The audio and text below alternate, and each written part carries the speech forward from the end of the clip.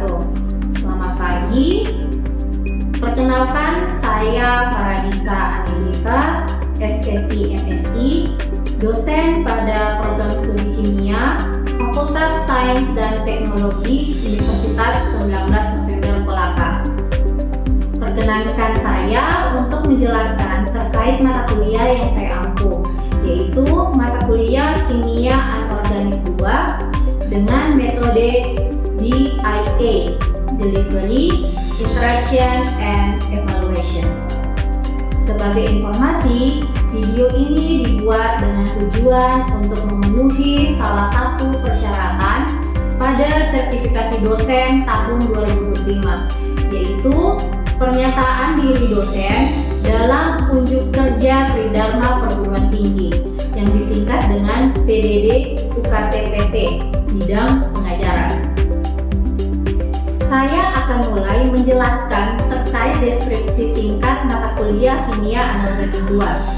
Mata kuliah Kimia Anorganik 2 adalah mata kuliah wajib di program studi kimia yang harus diprogram oleh mahasiswa pada semester 4. Mata kuliah ini merupakan lanjutan dari mata kuliah Kimia Anorganik 1 pada semester 3. Bobot SKS pada mata kuliah ini yaitu 3 SKS. Adapun capaian pembelajaran pada mata kuliah ini yaitu mahasiswa diharapkan mampu yang pertama menjelaskan tata nama senyawa koordinasi serta mengidentifikasi struktur dan isomer senyawa kompleks berdasarkan prinsip aturan 18 elektron. Yang kedua, menganalisis teori ikatan pada senyawa koordinasi, termasuk di dalamnya teori medan kristal dan teori medan ligan. Yang ketiga, menginterpretasi spektrum elektronik pada senyawa koordinasi melalui spektroskopi UV vis. Yang keempat, yaitu menjelaskan reaksi dan mekanisme pembentukan dan penguraian senyawa kompleks. Yang kelima, menguraikan sifat dan kecenderungan unsur-unsur logam transisi. Yang keenam, menjelaskan dasar-dasar kimia padatan termasuk struktur kristal dan sifat fisikokimia dari padatan. Dan yang terakhir yaitu menerapkan prinsip reaksi asam basa dan redoks dalam sistem anorganik. Ada beberapa topik yang akan dibahas pada mata kuliah ini, yaitu yang pertama tata nama senyawa koordinasi, yang kedua struktur dan isomer termasuk di dalamnya aturan 18 elektron, yang ketiga teori ikatan yaitu teori medan kristal dan teori medan ligan, yang keempat spektrum elektronik agar senyawa koordinasi dapat diamati menggunakan instrumen seperti spektroskopi UV vis. Yang kelima yaitu reaksi dan mekanisme senyawa kompleks. Selain itu, pada mata kuliah ini juga akan dibahas mengenai kimia unsur transisi, kimia padatan, reaksi asam basa, dan reaksi reduksi oksidasi. Terkait sumber belajar, kami biasanya menggunakan beberapa referensi, yaitu yang pertama menggunakan e-book. Pada mata kuliah kimia anorganik ini saya menggunakan referensi utama dari buku Nissler, Fischer & Thal tahun 2014 dengan judul buku Inorganic Chemistry edisi kelima yang diterbitkan oleh Berkshire. Kemudian juga bisa menggunakan buku referensi di mana saya salah satu penulisnya yang berjudul Kimia Anorganik untuk Mahasiswa dan Peneliti, terbit tahun 2025 oleh Yayasan Trik Edukasi Ilmiah. Kemudian mahasiswa juga bisa menggunakan buku cetak yang tersedia di perpustakaan kampus. Selain itu, kami juga mengharapkan mahasiswa untuk mengakses website online seperti yang pertama ada kemdikretex.org, kemudian kemacademy.org, dan juga bisa mengakses channel YouTube yang concern pada pembelajaran kimia anorganik. Sehingga pada tahap ini mahasiswa bisa memanfaatkan belajar mandirinya di rumahnya masing-masing. Untuk metode pembelajaran, saya menggunakan metode DAI, Delivery, Interaction, and Evaluation. Pada tahap delivery, cara saya menyampaikan atau mentransfer ilmu pengetahuan yaitu dengan metode ceramah dan tanya jawab. Pada metode ini saya dibantu dengan papan tulis dan slide PowerPoint. Pada tahap ini, mahasiswa bisa mensinkronkan apa yang mereka dengar dari penjelasan saya dengan apa yang mereka lihat sesuai yang tertera pada slide PowerPoint. Untuk metode interaction yang saya lakukan adalah yang pertama, biasanya saya menanyakan kabar mahasiswa. Hal ini bertujuan untuk mengetahui apakah mahasiswa sudah siap dalam memulai perkuliahan atau belum. Yang kedua, saya biasanya melakukan apresiasi. Tujuannya untuk mengingat kembali materi yang sebelumnya sudah diajarkan. Kemudian tak lupa saya melakukan brainstorming. Ini biasanya saya menggunakan beberapa pertanyaan pemantik sehingga dapat membawa mahasiswa ke topik yang akan dibahas pada pertemuan tersebut. Kemudian biasanya juga saya memberikan selipan motivasi agar mahasiswa selalu semangat dan konsisten dalam belajar.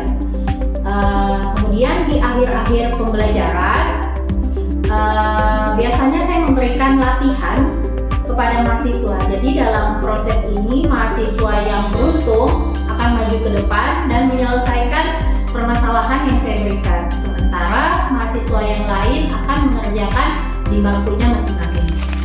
Dan untuk evaluation and assessment, saya menggunakan sistem lecturer assessment, di mana seluruh penilaian bersumber dari dosen. Adapun aspek penilaian dari saya meliputi 4 poin. Yang pertama ada kehadiran dengan persentase 10%, kemudian tugas 30%, UTS 30%, dan UAS 30%. Sehingga jika ditotalkan menjadi 100%. Demikian pemaparan singkat terkait mata kuliah Kimia Anorganik 2. Untuk lebih jelasnya, silakan saksikan cuplikan video pembelajaran berikut, di mana saya akan mengajar langsung di ruang kelas program studi kimia Fakultas Sains dan Teknologi Universitas 19 November Kolaka. Selamat menyaksikan dan terima kasih. Bismillahirrahmanirrahim. Assalamualaikum warahmatullahi wabarakatuh. Waalaikumsalam warahmatullahi wabarakatuh. Selamat siang semuanya. Siang, Bu. Bagaimana kabarnya hari ini? Baik. Sudah makan siang? Sudah, Bu. Oke, insya Allah semangat ya. Ya, Bu. Oke, alangkah lebih baiknya sebelum memulai perkuliahan ini kita awali dengan doa dulu ya, agar apa yang akan kita pelajari insya Allah bakal mendapatkan berkah bagi kita semua. Tolong satu orang dipimpin doanya. Teman-teman, sebelum kita lanjut pembelajaran hari ini, lebih baik kita berdoa online. Oke, kayaknya seperti itu lebih baik ya, supaya semangat begitu. Oke, sekarang kita belajar tentang kimia anorganik. Kimia anorganik 2 ya. Nah, karena sekarang di semester 4, kemarin di semester 3 belajarnya tentang kimia anorganik 1. Oke. Nah, sekarang untuk di kimia anorganik 2, pokok bahasan yang kita akan pelajari yaitu tentang senyawa koordinasi. Sudah pernah dengar sebelumnya tentang senyawa koordinasi? Sudah, Bu. Oke, dipelajari di kimia dasar ada ya? Ya, di kimia anorganik 1 juga sudah disinggung juga ya? Tepatnya belajarnya tentang apa? Ya, ikatan kimia ya? Oke. Nah, coba saya mau tahu ikatan kimia itu ikatan apa saja?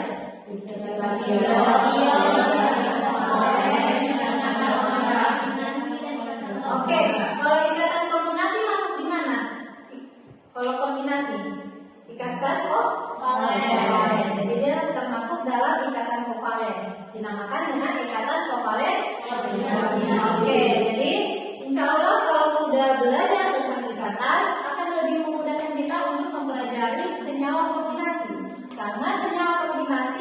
dibentuk oleh ikatan kovalen koordinasi. Oke. Coba bisa dilihat apa yang ada di slide gambar di sebelah kiri dan kanan? Bisa ya. Iya, sebelah kiri itu kepiting. Sebelah kanan? Transfusi darah. Ya, apa bedanya itu? Darahnya ya. Kalau kepiting itu kenapa darahnya warna apa itu? Biru. Kemudian yang sebelah kanan itu darah manusia ya. Ya. Jadi apa yang membedakan ini? Kenapa darah manusia warnanya merah, sedangkan darah kepiting itu warnanya biru?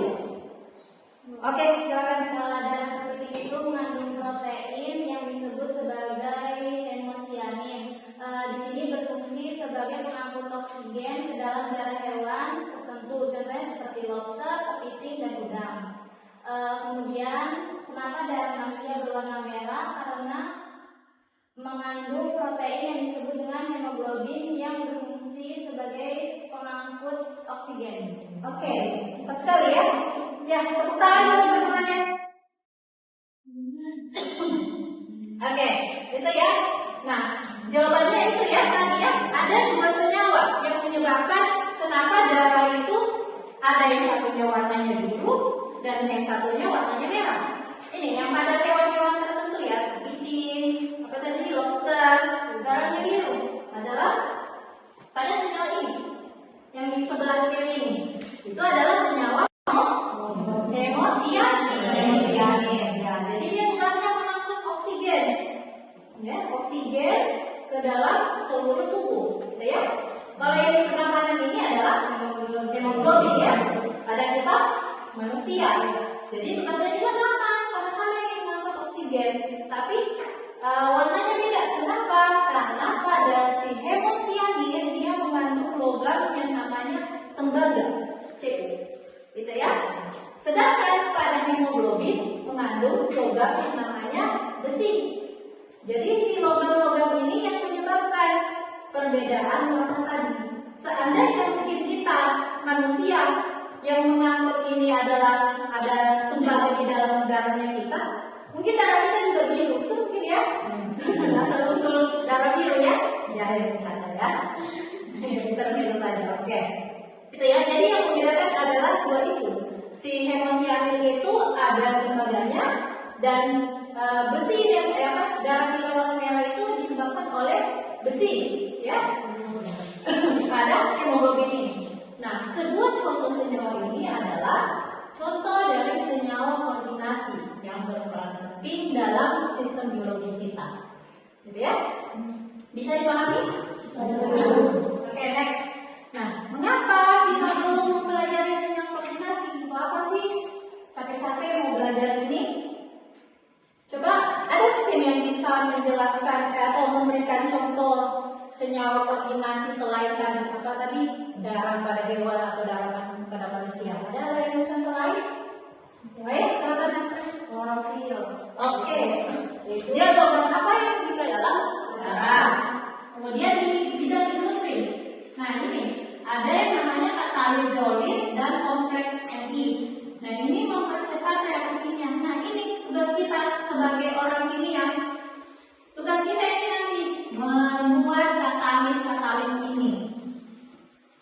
Supaya insya Allah nanti kalau kita berhasil membuat katalis ini, membuat katalis yang terbarukan, bisa tuh kita jual ini hasil penelitian saya jual ke industri untuk mempercepat reaksi kimia supaya di industri nanti tidak butuh itu energi yang tinggi, dia butuh listrik yang tinggi atau suhu yang lebih tinggi, cukup pakai katalis saja.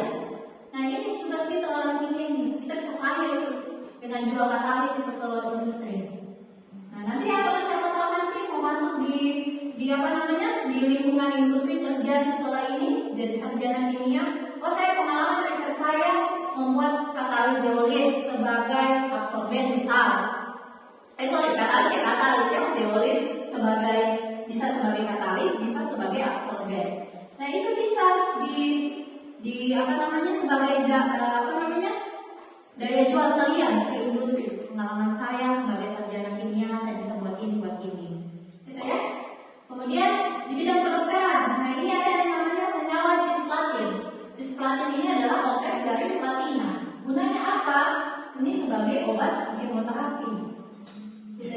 Kemudian di bidang kimia organik, kimia yang paling sering kita pakai ada senyawa CuNH3 4 kali atau FeCN4 ini sebagai pewarna larutan ya atau ujian. Next, nah apa yang akan kita pelajari pada hari ini? Ada di slide ini. Yang pertama, setelah perkuliahan ini kalian nanti saya harapkan mampu menjelaskan konsep senyawa koordinasi dan komponennya. Saja komponennya ada ion pusat, ligan, dan bilangan koordinasi. Kemudian menggambarkan dan mengenali bentuk biometrik senyawa koordinasi. Dan yang ketiga, memberi nama senyawa koordinasi. 3 itu saja ya. Saya minta pada pertemuan hari ini yang harus kalian kuasai setelah pembelajaran hari ini. Oke, kita masuk yang pertama. Pengertian dari senyawa koordinasi. Apa itu senyawa koordinasi? Ada yang bisa? Ya? Ya, silakan. Senyawa koordinasi adalah senyawa yang disusun oleh atom atau ion logam. Oke, dengan Menyumbangkan elektron, Bu. atom dan ion logam dengan menyumbangkan elektron. Ada yang bisa menyempurnakan? Ada yang masih kurang? Oke, tadi ada atom, ya kan? Ada atom, ada logam, ya. Ya, atom atau ion logam pusat itu masih satu. Apa yang mengelilinginya?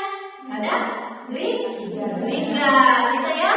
Jadi ada atom, senyawa yang tersusun di atas atom sebagai atom pusat, biasanya ion logam dan ligan. Ligan yang mengelilinginya itu adalah senyawa koordinasi, ya. Jadi ada ligan, ada biasa disebut dengan kontak ion. Nah ini ada atom pusat dan ini ada ligan. Oke, itu ya, begitu saja. Dia terdiri atas atom pusat dan ligan. Itu. Nah, ligan. Nah, apa itu ligan? Ligan itu adalah ion ya, molekul atau ion yang mengelilingi atom pusat. Ya, dia biasanya si ligan itu punya pasangan elektron bebas. Ya, tugasnya apa si pasangan elektron bebas itu? Supaya dia dapat membentuk ikatan koordinasi, gitu ya. Jadi si ikatan elektron bebas ini yang akan disumbangkan ke logam. Nah, ketika ada elektron yang disumbangkan ke logam, maka terjadi ikatan koordinasi. Nah, ketika terjadi ikatan koordinasi itu terbentuk yang namanya senyawa koordinasi atau senyawa kompleks istilahnya. Nah, oke. Tadi ligan sudah, kita masuk ke atom pusat. Nah, atom pusat kalau dalam senyawa koordinasi itu apa? Ini ya adalah suatu kation ya, kation yang menerima elektron dari ligan. Oke. Nah, contohnya apa? Ada besi, ya, ada Fe2+, Fe3+, atau CuCO. Nah, ini adalah senyawa-senyawa dari logam golongan transisi ya. Oke, next. Nah, selanjutnya ada yang penting yaitu bilangan koordinasi. Jadi tadi kita sudah belajar atom pusat apa, ligan itu apa. Yang satu lagi ada yang penting yaitu bilangan koordinasi. Nah, dalam koordinasi itu apa? Adalah jumlah ligan, gitu ya. Jumlah ligan yang mengikat pada atom, gitu ya. Jadi berapa jumlah ligan yang mengikat pada atom atau ion pusat itu adalah bilangan koordinasi. Oke. Nah, di sini ya. Contoh, umumnya bilangan koordinasi ion kompleks adalah 6, tetapi 2 dan 4 juga sering ditemukan. Yang paling umum itu 6. Ya, coba apa nama koordinasi 6 itu disebut apa? Oktat? Oktahedral. Ya, paling umum itu ya. Nah, ini contohnya oktahedral adalah bilangan koordinasi dari CO3+ dalam CONH3 6 kali. Ini koordinasinya 6 karena ada dari nitrogen dari NH3 yang terikat pada atom pusat CO, ya. Oke, next. Oke, selanjutnya kita masuk ke geometri senyawa koordinasi. Tadi sudah belajar dengan bilangan koordinasi, berhubungan nih dengan geometrinya. Nah, di sini ada contoh pada tabel. Nah, geometri itu bergantung pada bilangan koordinasi. Misal kalau kita punya bilangan koordinasi 2, nah bentuk molekulnya itu adalah linear. Nah, geometrinya ini linear. Dan kalau 4 ada square planar, geometrinya seperti ini. Kemudian 4 juga bisa tetrahedral, 6 oktahedral. Nah, ini yang umumnya ditemui pada senyawa-senyawa kompleks atau senyawa kombinasi. Oke, di mejanya masing-masing sudah terdapat contoh bentuk molekul, model molekul maksud saya. Silakan masing-masing dibuat bentuk-bentuk molekul ini. Oke, ada yang sudah? Oh ya, ini. Ya, ini bentuk square planar. Contohnya apa? NiCN. 4 yang mana NI-nya? NI-nya mana? Ya, atom pusatnya NiCN-nya mana? Yang warna hijau. Oke, CN-nya ada 4. Oke. Kemudian ini sudah jadi? Oke, ini apa? Bentuk apa? Oktahedral. Nah, ini yang paling apa namanya? Senyawa koordinasi yang paling stabil ya, paling umum ditemui yang bentuknya oktahedral. Jadi dia punya satu atom pusat dikelilingi oleh 6 ligan. Ya, coba bisa kamu sebutkan senyawa yang oktahedral apa? TI H2O6. TI H2O6. 6 kali ya. TI-nya mana? TI-nya itu, H2O-nya mana? Oke, H2O-nya sebagai atom pusat. Oke, ini apa? Tetrahedral. Oke, bisa disebutkan yang mana ini? Misalnya apa? Apa? Senyawa apa? Zn apa? Ligannya? NH3 4 kali. Yang mana NH3? Oke. Oke. Yang lain ada? Oh, ini yang di belakang. Ini bentuk apa? Tetrahedral. Oke. Kemudian ini bentuk apa? Sama, tetrahedral. Oke. Ya, jadi sahabat semua bisa ya mensimulasikan membuat geometri molekul ya. Oke. Selanjutnya kita masuk ke aturan tata nama. Bagaimana memberi nama senyawa kompleks ini? Jadi dia agak beda ya dari menamai senyawa-senyawa ion biasa ya. Oke, yang pertama ada kation dinamai terlebih dahulu, baru anion. Contohnya AgNH3 2 kali Pl ini ya. AgNH3 2 kali tutup kurung Cl. Nah, biasanya yang ada di dalam kurung siku ini adalah bagian koordinasi ya. Dia masuk dalam bidang koordinasi. Nah, jadi ini kita kelompokkan dulu yang mana kation dan yang mana anion. Nanti ini kation, ini anion. Nah, oke. Jadi kita beritahu dulu kation. Apa saja kation di sini? Kita sebutkan dulu apa yang dari abjad ya. Di sini berarti amina. Aminanya ada berapa? Ada 2. Berarti di amina ini perak.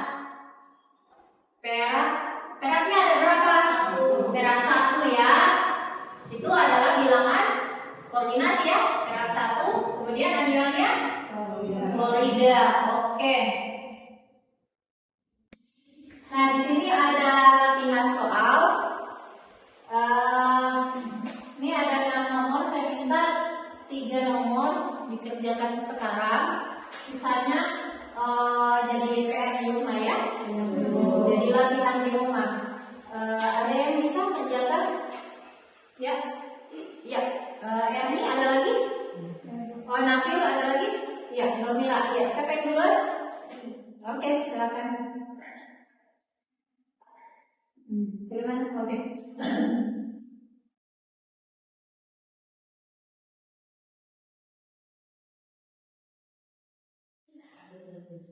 Ditulis dulu apa namanya? Senyawanya.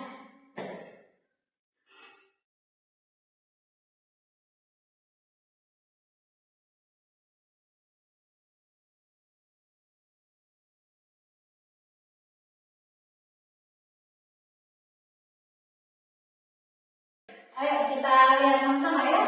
Yang A itu Cl NH3 3 kali Cl. Jawabannya triamina karena ada amina 3 ya. Triamina, kemudian trikloro. Harusnya Cl3 ya. Nah, triamina, trikloro, kromio 3. Oke, betul ya? Kemudian yang bagian B, PT EN Cl2. Nah, jadi jawabannya dikloro, Cl-nya ada 2, kemudian etilen diamin, EN, kemudian platina. Platinanya ada platina 2. Oke. Kemudian yang ketiga yaitu PT OX2 2-min. Oke. Jawabannya bis oksalato platinat. Platinatnya platinat 2. Ada yang sama atau kurang sepakat yang bagian C?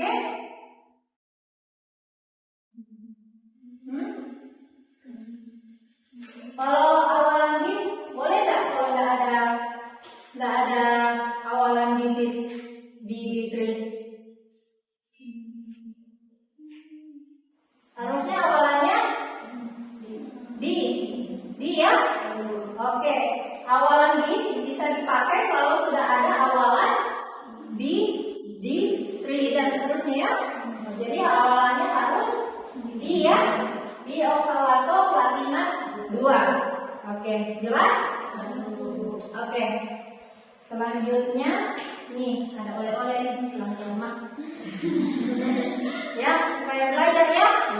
Saya kasih oleh-oleh.